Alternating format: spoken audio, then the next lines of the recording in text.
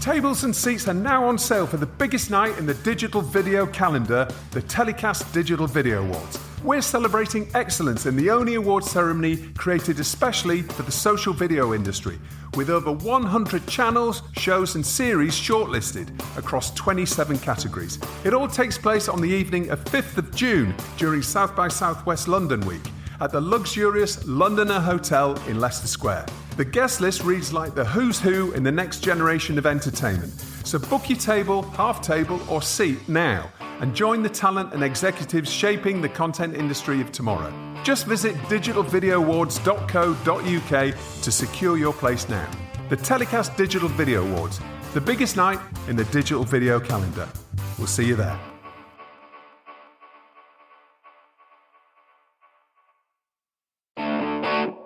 Is the UK TV commissioning system still fit for purpose in 2025? Hello and welcome to TellyCast, where we explore the most pressing issues and emerging trends in the TV and content industry. I'm Justin Crosby, and on this week's show, we're going to be exploring TV commissioning and asking whether it needs a Doge-style reset. For more interviews featuring the movers and shakers of the content industry, just search for TellyCast TV on YouTube, and we're also on all the major podcast platforms. My first guest is someone who's had a foot in both camps. Ed Sayer served as a commissioner and now works on the production side.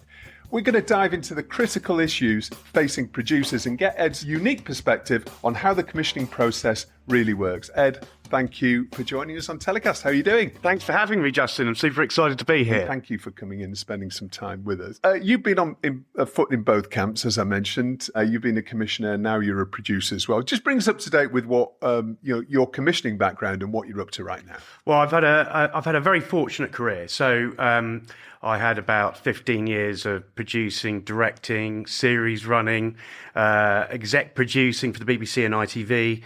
I then became Vice President of Production and Development for National Geographic.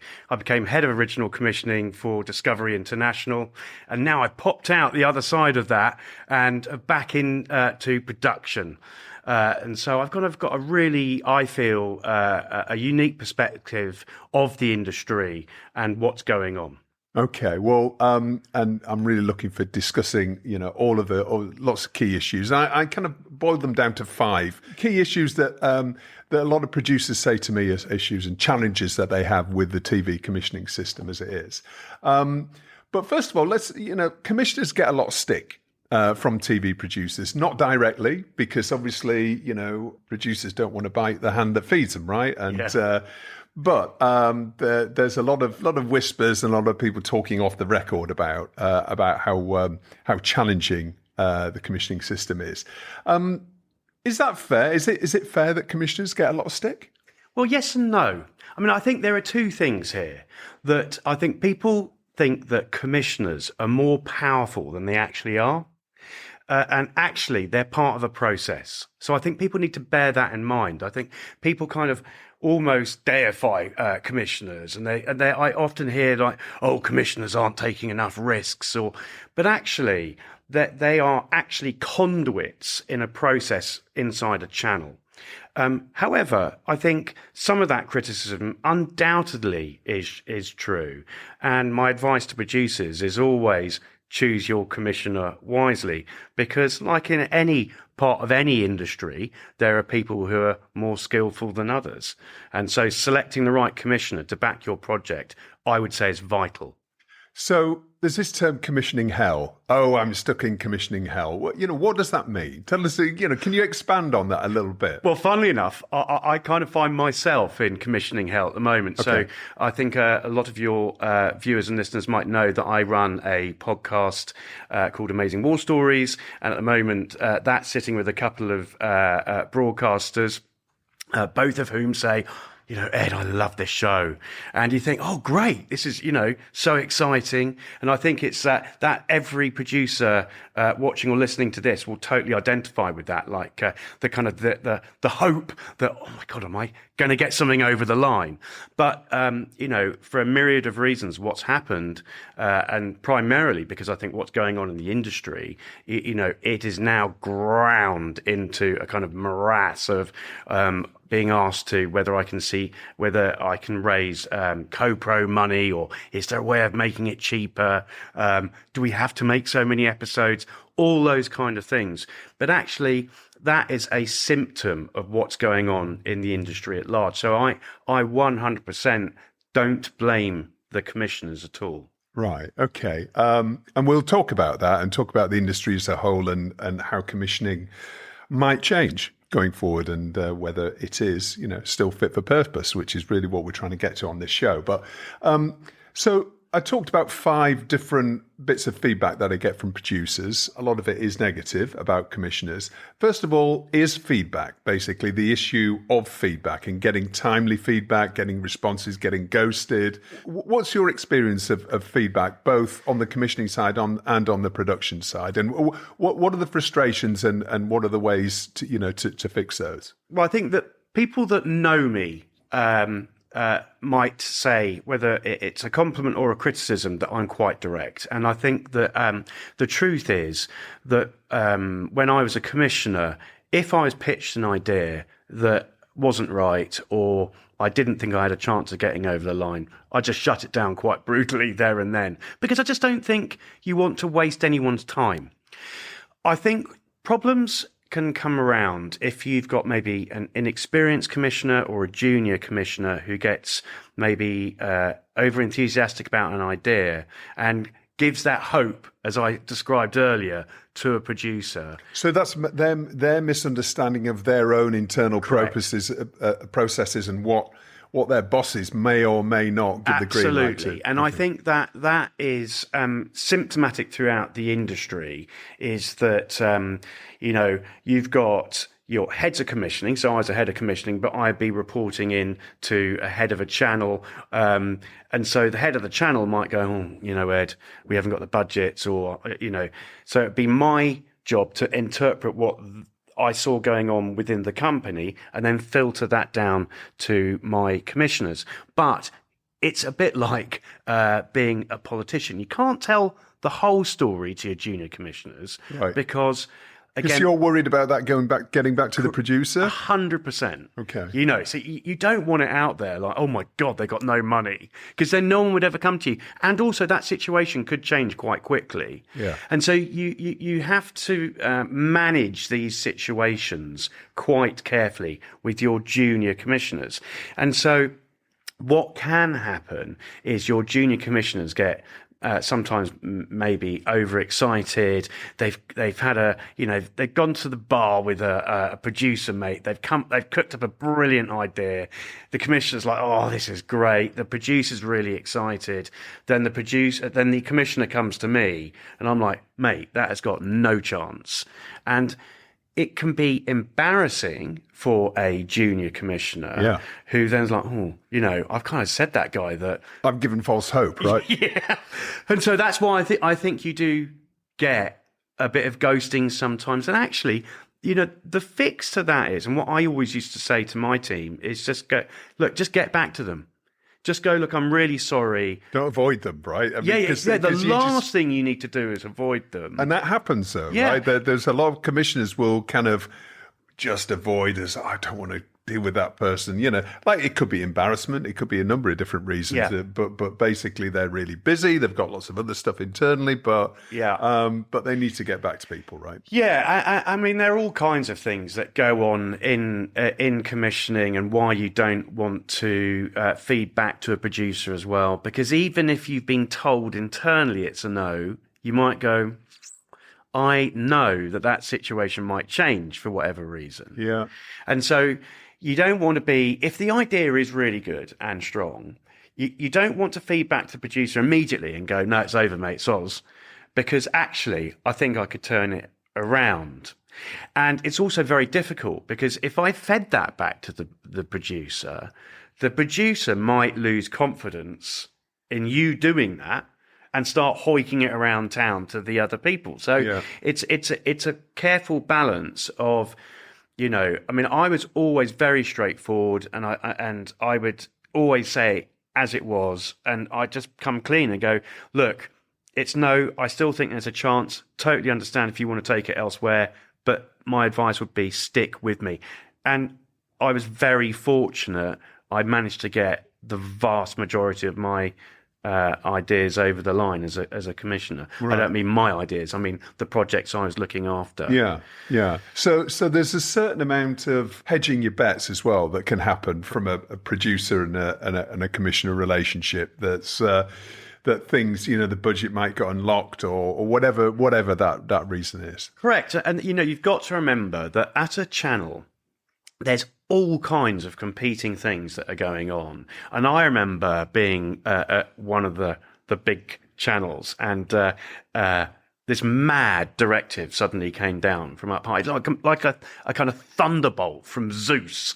He suddenly said, I want to make a program about tigers in India, and it's got to cost this much. And you go, that's like literally half my budget.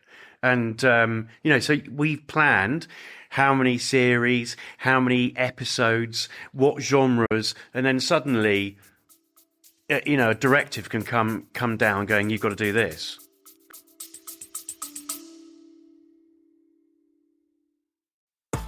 Want to get ahead in digital-first content?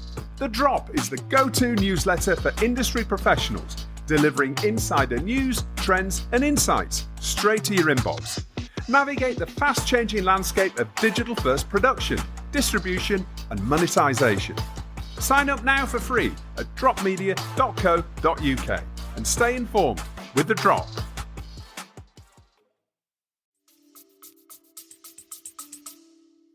And how does that work then? I mean, obviously you might have your head of commissioning or even higher than that who's putting forward that sort of directive, and obviously you've got to jump, right? The boss says jump, it's like, okay, we've got to make it work. So that will come as there's a specific brief coming down, and then it's like find a producer. Is that we see. How does that come? From the opposite direction, rather than producers. So pitching? I think that's where, when I said you've got to choose your right commissioners, is that as the more experienced I became in commissioning, you manage those situations. So I'd be like, yeah, okay. And I would make that situation on the whole go away. But you have to play a certain game to make it go away, because it might be unfair on a single producer. And I go, oh, Justin, I've got this idea about tigers. Could you look into it? What I would do is probably bung you some development money. Right. So, you're not totally out of pocket. Okay. But in my head, I know that this is never going to happen. And I don't want it to happen because I want all those other projects for all those other producers to happen. Commissioning is all about managing people's expectations. I think trying to be as upfront as possible. And sometimes I think just being, really straight talking with people. Yeah. And I think people would just rather know and just get on with it. Because as a business owner, which you are and I am, that you can't plan. You need to plan. You need to know, even if the results are hugely disappointing to you.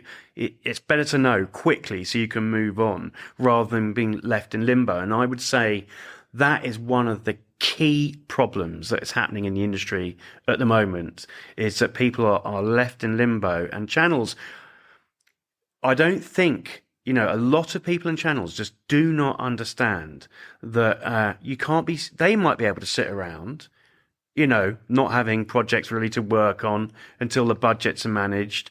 But, indies are going down. Yeah. Because they're just waiting. And then you're going to, right, okay, I need to start getting rid of all my staff.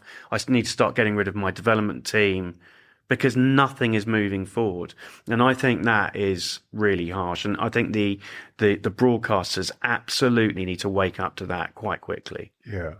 And just to finish on that point then, when a producer takes a project to a commissioner, maybe a junior commissioner, in general, is there an order to which company, a producer will take that project to. So you're talking about channels. Which channels will I approach first? Channels, yeah. Well, I think actually that's a really interesting point that you've raised because, again, time is money for everyone. And I get really irritated when people would come to see me and have clearly just opened the filing cabinet, got out a few ideas and, every channel has its own flavour. And it's like, you actually commission your own content, right? Yeah. If I came to you and went, hey, Justin, shall I I'd really want to do an episode about the best way to make tomato soup. You'd be like, what the fuck? No. Wrong show. Exactly. Wrong platform for that idea, Ed. And I think that occurs quite a lot in television is that that producers get quite passionate about an idea. They have probably zeroed it in initially to a specific channel. That channel has said no, but they've then spent so much time and effort on that idea that they then start hoiking it around town but actually without repurposing it. And that's the thing, is you've got to repurpose your ideas to specific channels because you're just going to get a wall of no. Yeah. Because everyone knows that a Channel 4 show is different to a Channel 5 show as opposed to perhaps an ITV show. Some people might argue with me and go, well, that's not the case. It is. There are subtle differences, maybe different talent attached. Same show, different talent would give it a very different feel. Yeah. So I think it's being aware of what the output of channels and their flavour, is really, really important. Yeah. And there's no excuse for not tailoring your pitch now because you've got ChatGPT that can do it in 35 seconds or something, right? Yeah, I guess. But I'm not too sure that even ChatGPT understands those kind of nuances. Really? Yes. I think that ChatGPT can absolutely help you bang out great treatments and I use it all the time to brainstorm with, and it's incredibly useful because it will come up with some ideas. It's usually, the only thing I don't like about it is very sycophantic. It's always like, great idea. Yeah. Oh yeah, I know. Well, it's American, isn't it? Yeah. I actually typed in once, you don't have to be nice to me. And it's like, yeah, gotcha. You're useless. So, Act like an Englishman. Yeah, right. Exactly. Okay. All right. Well, let's get on to number 2, which is on this list of grievances, I suppose you could call it. And that's about IP ownership. And it seems that a lot of the channels are wanting more and more rights and have been wanting more and more rights over the past few years.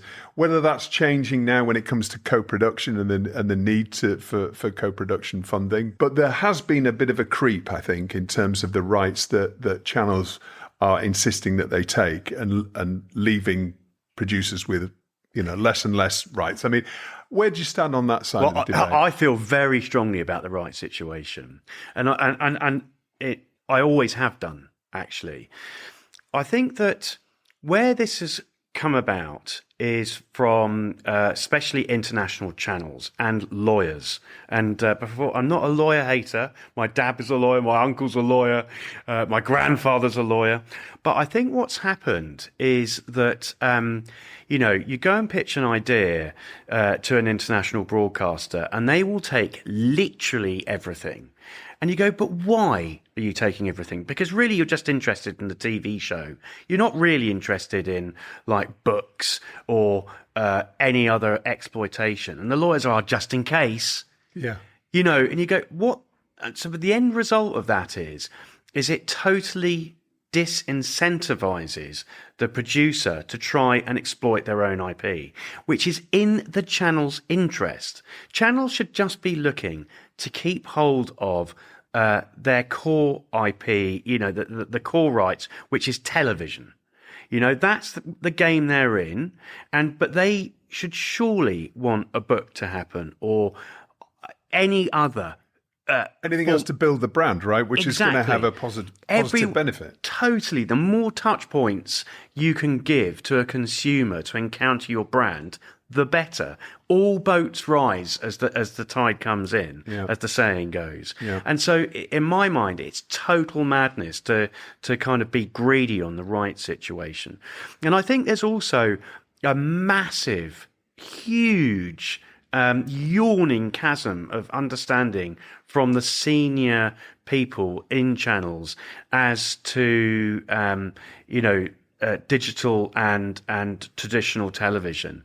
And actually there's this thought that, oh my God, it's been on YouTube, so therefore no one will ever watch it on my TV channel. But it's just like literally not true. Yeah. They're two very different mediums. It's like saying, oh my God, because there's been a book, no one will watch the film. Yeah. It's madness. Yeah. It's they're two very different platforms, and they don't cannibalize each other.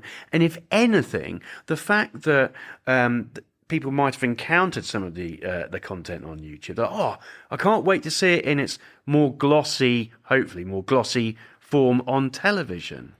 So I think that really I would implore the director of programs for all the TV channels to really carefully think twice about, how many rights they're taking, and are they actually preventing people who are incredibly passionate about their own IP?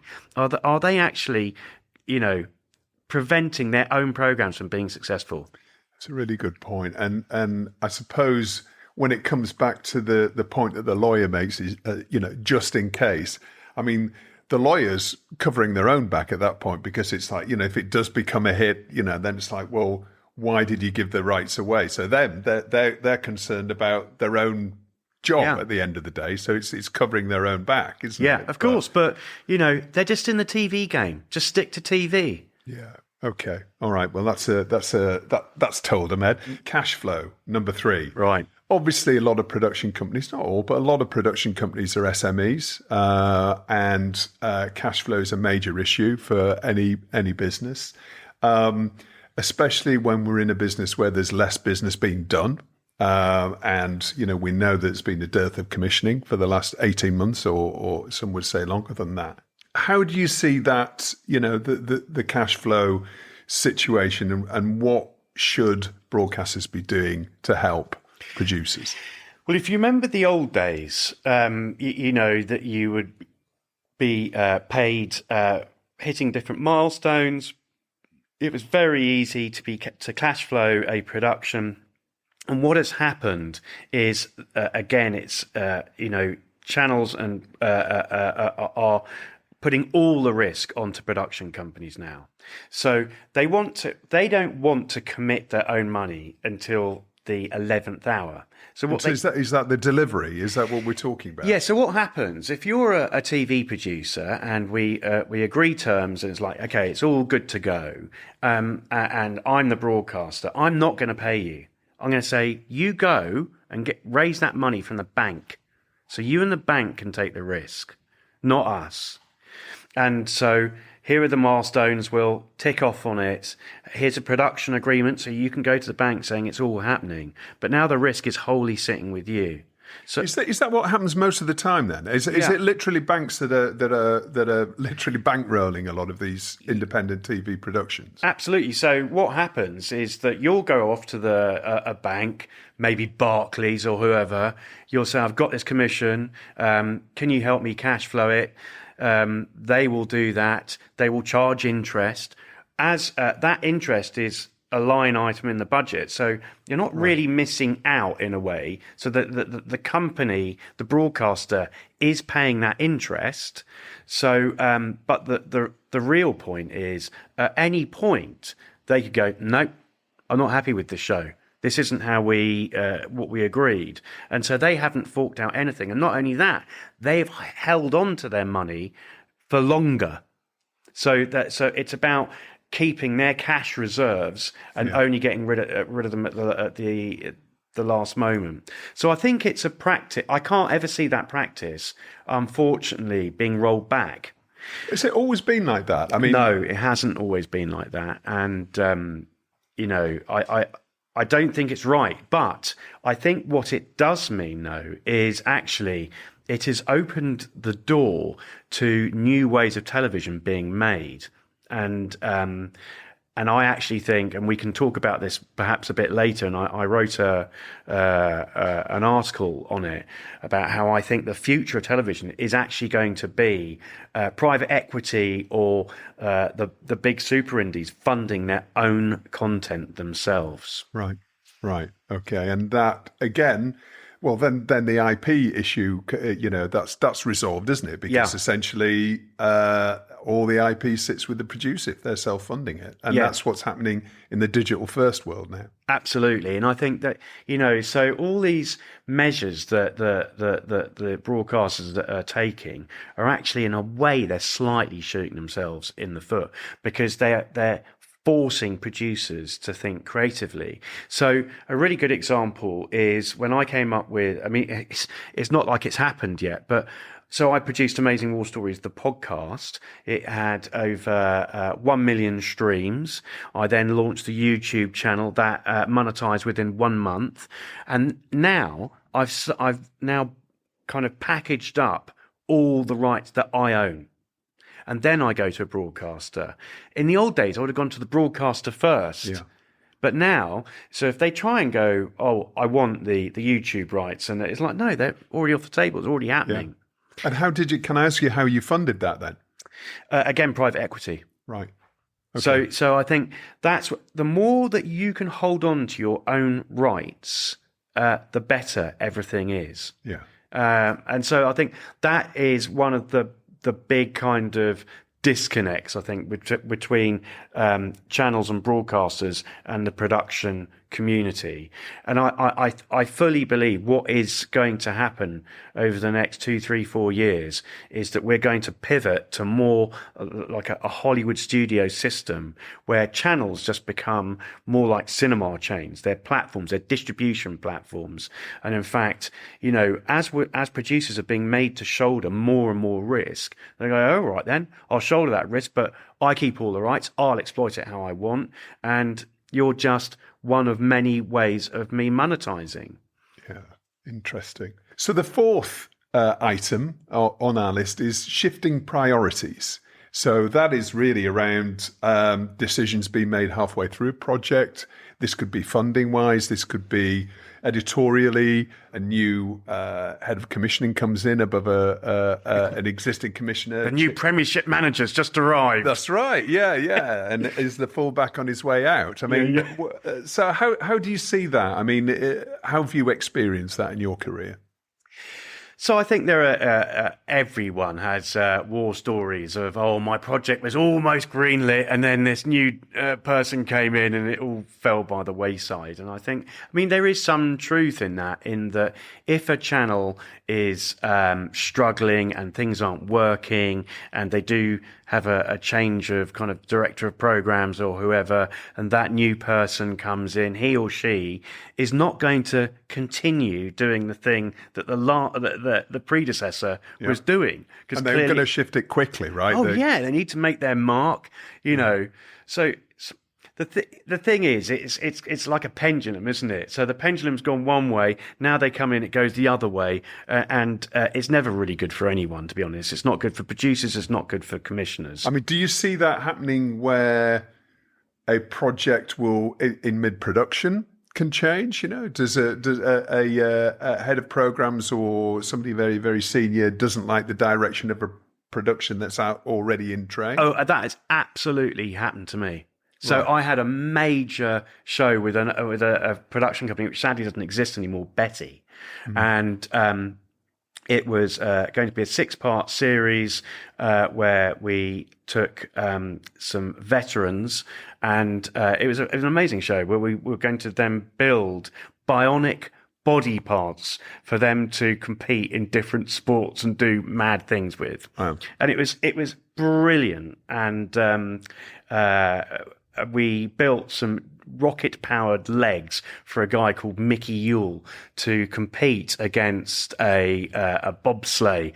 Actually, it wasn't a bobsleigh; it was skeleton, right. The Olympic champion. Yeah, and it was incredible. It was really, really good. And anyway, suddenly the budgets got slashed.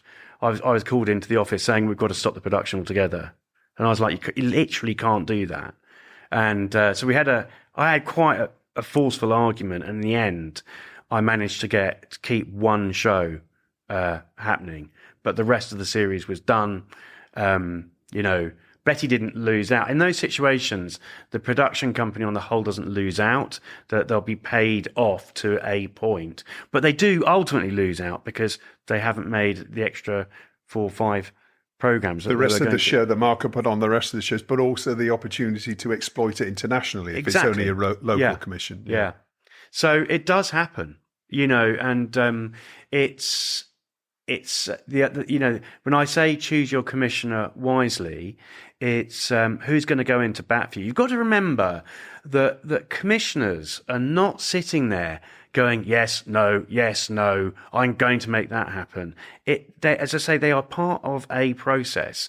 And so you have to give, as a producer, you have to give a commissioner all the materials for he or she to go and pitch your project properly. Yeah. And so if you don't do that, they can be blindsided without the right materials. Yeah. And so I think that's really worth remembering. It's not all down to the commissioner's shoulders. But on the other hand, though, you do want someone who's a bit feisty. You need an internal champion, don't you? You need an internal champion and someone who's going to kick against something when it starts going wrong, going, hold on a second, that's not right. Yeah. Because I think, commissioning is still very much part of the creative process. And I think then you've got the business side, which are lawyers and, all the other people, all the different thoughts going on there. And they like to can it. They don't care. Yeah. Whereas we know the pain. Yes. And so you've got to find, as you say, the right champion and someone who's robust enough, especially if your show is a little edgy or different, to kind of help push it through. Right. Okay. Well, we could spend a lot of time, I'm sure, talking about war stories about shows that were cancelled, and I mean that's going on now. I mean, it happened. I know. We saw that Paramount did that last year to a number of different shows, and I'm sure there's lots of others that are unreported. So maybe that needs its own telecast in its own right. I think probably, yeah.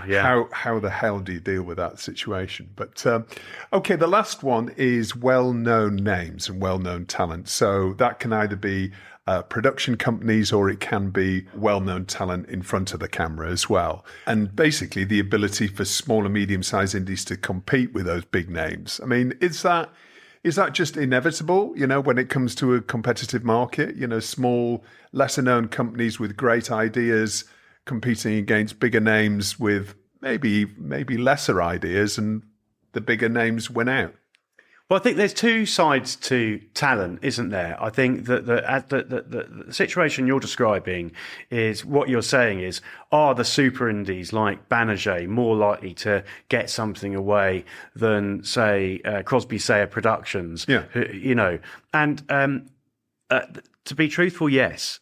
That it's about risk. So everything in television is about risk and mitigating risk. And so if you and I we started our own production company and we pitched this brilliant idea, but they're like, those two guys, can they look after that kind of money? What happens if it all goes wrong? Yeah. What happens if the wheels fall off? Banijay, they've got the resources and the cash reserves to deal with it. Yeah. If things do go wrong, they're still going to deliver, a show that is going to work for the broadcaster. Yes. And that's, I suppose, the bit of the guarantee that's there. Absolutely. And I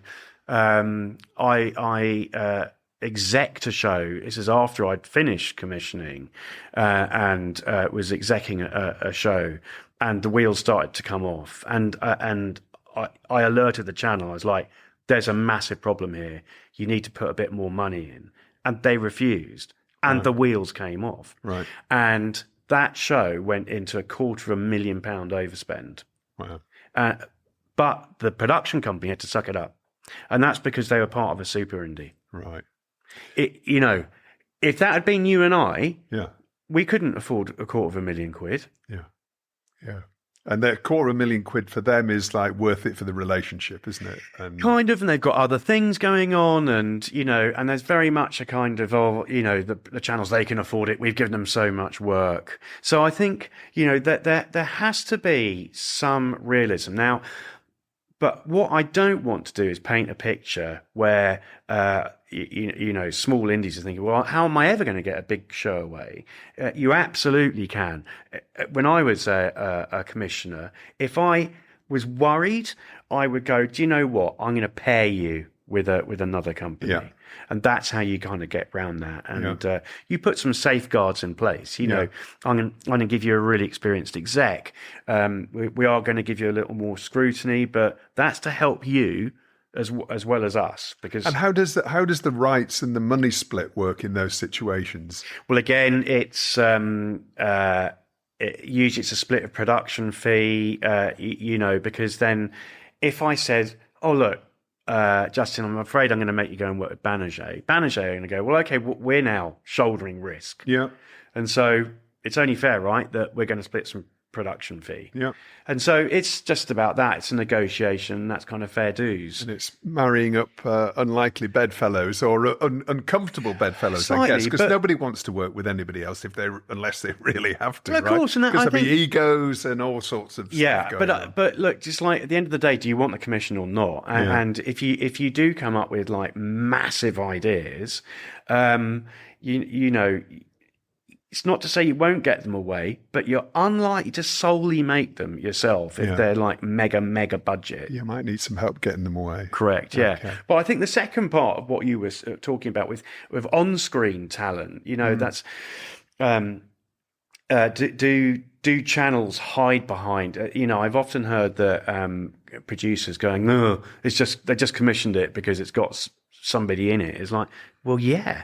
I mean, I always used to say to my commissioners, if they come up to me with an idea and I go, would you spend your own money on this? Would you actually go and mortgage your own residence on this? Because you believe in this idea so much, it's going to be such a big hit that you put your own money in. If they were like, no, I literally would, you go, okay. If they go, well, you go, okay, right, what would it take then in order for you to mortgage your and then they would start going, well, if it had a really big name, so more likely to be a hit, more likely to be successful, so therefore youth hostling with Chris Eubank, right? So I think it's an unfair criticism to level at broadcasters that, oh god, they're always just putting famous people on the shows. It's like, well, of course they are, right? Because nobody wants to lose the shirt off their back, right? But I would also say, where is the new talent coming from? Because what is happening is they're not commissioning enough, new kind of reality shows. So if you remember back in the day, it was the BBC had Airport, and I think it was that Jeremy guy. Do you remember? He became a kind of a personality for a time, and then more recently, you've got people like Jason Fox and Billy Billingham. They've came from a reality show and have grown in stature as absolute key pieces of talent that you can attach to shows, and that kind of mitigates some of the risk. So, but if you're not commissioning those type of shows anymore, where are the new talent? Where they're going to come from? And the answer, quite simply, is digital. But then, that's not even really working as well as everyone expected. You've got Amazon, they've got Mr. Beast, you've got all these, they're trying to take people off one platform and put them on another. But it's not as simple as that either, because as we discussed earlier, they're two different audiences and they don't really cross over as much as people think. Types of show. They're shot in different ways and they're consumed in different ways on different platforms, right? So interesting. Well, the last point, we're going to run out of time now, Ed, but I'm going to ask you a couple of quick-fire questions now. Is TV commissioning an outdated practice altogether? I think it's getting there. I think that in TV commissioning it was of a period, and it solved a particular set of problems that a broadcaster faced. Are the shows compliant? Are they being delivered to how you want them to be? If you go back to very early television history, it was people with pipes going, "Yes, Justin, go and make me a show about something," and you would just go off, and then that would be it. And then you go, "Justin, how's that show coming along with the tigers in Bengal?" And you go, "Oh, yeah, no, it's all done." Yeah. And I think that actually, if you really want those kind of new, extraordinary, different shows that can be channel defining, you need your commissioners to take a step way back and let the producers get on. Yeah, well, it's famously, the commissioning process of Monty Python, for example, and how hands off that was. Yeah, that would never get made now, obviously. And lots of other shows like it. But okay, and then finally, is the TV industry too big? Undoubtedly, the television industry is too big. And I'm really sorry to say it, but we've gone way past peak TV. There is going to be way more consolidation, I'm really sorry to say. And I think that producers need to stop lamenting the past, and they need to start thinking about where is the industry going and where do they need to pivot, and where are they going to put their bets on the roulette table. Because in my mind, I think that television is going to shrink, and it needs to differentiate itself to other media platforms. And so it'll, in my mind, be high-end television. That's where the lower cost stuff, that's all going to go digital. So if you're in the game of where you used to make tons of stuff for people like me at Discovery or Nat Geo, you need to be thinking, okay, those days are gone. You need to start thinking elsewhere. Yeah. All right. Well, lots to chew over there, Ed, and we'll be covering all of those issues and more every week on TellyCast. Thanks for joining us. It's been brilliant to have you on, and good luck with everything on Amazing War Stories. Well, thanks very much. And it's not just, I kind of take this opportunity to say that I've got a new newsletter starting, The TV Whisperer. So if you want to hear more of my outlandish thoughts about the industry and other stuff, please go to thetvwhisperer.com. Okay, there you go. Ed, thank you so much. Cheers.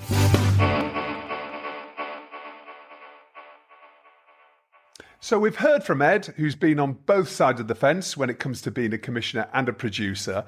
And joining me now anonymously is our secret producer, someone who's been fighting to get ambitious projects off the ground, but is, facing a hurdle after hurdle like lots of small indies are. Ruth, you've been pretty vocal. We had a chat before we came on air about this fewer, bigger, better mantra that a lot of the broadcasters are starting to talk about, which is wanting fewer shows overall, but with bigger budgets and bigger names. And that's something that we touched on with Ed earlier, which might end up putting smaller producers at a disadvantage. What do you think about this? I mean, do you believe this approach is eradicating this mid-range of programming? What does it mean for small and mid-sized indies like yours? I think it puts small and medium-sized indies at a disadvantage because this fewer, bigger, better mantra essentially means getting rid of that whole mid-range of programming. And that mid-range of programming, traditionally in the UK, has been really important to helping indies build their businesses. And not only that, but historically, that mid-range of programming has been responsible for helping the British TV industry become known as one of the greatest TV industries in the world. And you mean that from a format development and export perspective? Yeah, absolutely. Whereas if that mid-range of programming disappears, then of course it holds back small and medium-sized indies from creating those programs. Making them here in the UK, selling them internationally, building their business, building their infrastructure, and then becoming part of that sort of elite band of independent producers, or producers owned by super indies who seem to be getting the ear of most broadcasters and streamers in the current market. Yeah, so that's a really good point. I mean, what is the progression then for a small indie if we're going to see this mid-range of programming disappear? I mean, first of all, let me ask you: do you see it disappearing now? I mean, is that something that you're experiencing? Yeah, Absolutely. There was a really interesting article back in August in 2024 in Broadcast. And in the article, Stephen Lambert felt that it was okay to say that he felt a healthy indie sector is one where there are a couple of dozen major players making quite a lot of the work here in the UK. Now, it's all well and good saying that when you are part of an elite band of producers who gets the ear of every broadcaster and streamer, but it's becoming harder and harder for small and medium-sized indies to even get meetings with many broadcasters and most of the streamers. We're in a very risk-averse industry. Broadcasters and streamers tend to work much more with those bigger indies, those super indies, if you want to categorize them like that. And if you are a small to medium-sized indie, and you pitch a big ambitious show, it either gets rejected out of hand or they are led towards partnering with a bigger indie who those broadcasters and streamers feel can have the infrastructure to be able to deliver those shows. Whereas actually, if broadcasters and streamers were to pay those small to medium-sized indies the right tariffs, then they can hire the right people and create that infrastructure in order to deliver those shows in the first place. Yeah. So you're actually not talking about inexperienced executives being in charge of these shows, are you? You're talking about often a lot of former commissioners and people that are really experienced throughout the industry, setting up their own small and medium-sized indies and trying to build sustainable businesses that can grow and expand and become the next Lambert and the next Sister or whatever. So it's you're talking about essentially the mid-range disappearing could really harm the growth of a lot of the industry and the growth and the sustainability, long-term sustainability of the industry as well. When you have senior industry figures like Stephen, who is extremely influential and who broadcasters and streamers listen to, effectively perpetuating that myth that small to medium-sized indies can't deliver big shows, then where does that leave the innovation that historically our industry has been famous for? Yeah. There's a sense of sort of pulling the drawbridge up after a lot of these companies have actually got to this stage of success, and therefore the smaller medium-sized indies can just deal with the scraps at the bottom of the industry. Absolutely. I mean, he actually says in that article, there's a small club of producers from which buyers feel confident about ordering big shows. That's effectively saying that small to medium-sized indies can't deliver big shows. And I just don't believe that. I think a small to medium-sized indie with the right staffing can deliver any show. I really truly believe that about the UK TV industry. We've got so much talent in this industry, effectively baked in. When you look at the consolidation of lots of broadcasters and the cost cutting, they've released lots of really decent and experienced and seasoned producers and executive producers who are out on the market either starting their own indies or looking to become jobbing freelancers again. So it's not like the talent isn't out there. The talent is there to make these shows. Well, it's a fairly bleak outlook, I think, Ruth. But listen, thank you so much for your time. It's been great to hear your insights. There's lots of issues there that I think we can pick up on in different episodes of TellyCast in the future. But Ruth, I wish you all the very best in your ongoing productions. And thanks again for joining us. Well, that's about it for this week's show. I do hope you found it thought-provoking.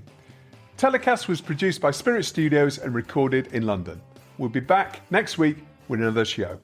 Until then, stay safe.